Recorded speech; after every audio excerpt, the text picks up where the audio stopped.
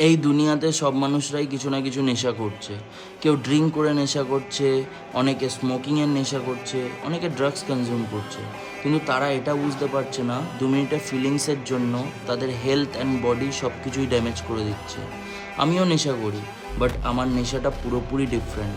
জিমের লোহাগুলোর প্রতি আমার নেশা, নিজের ফিজিক্যাল লিমিটসগুলোকে ম্যাক্সিমাইজ করার নেশা, নিজেকে ডিসিপ্লিনে রাখার নেশা, হেলদি ডায়েটের নেশা। আর এই নেশাগুলো আমার একদিনে লাগেনি, প্রত্যেকটা দিন নিজেকে পুশ করেছি, এফার্ট দিয়েছি, তারপর গিয়ে আমি এই নেশাগুলোর প্রতি অ্যাডিক্টেড হয়েছি। এই দুনিয়া যেরকম বোরিং চলছে সেরকমই চলবে। কিছু ডিফারেন্ট করতে গেলে নিজেকে চেঞ্জ করতে হবে।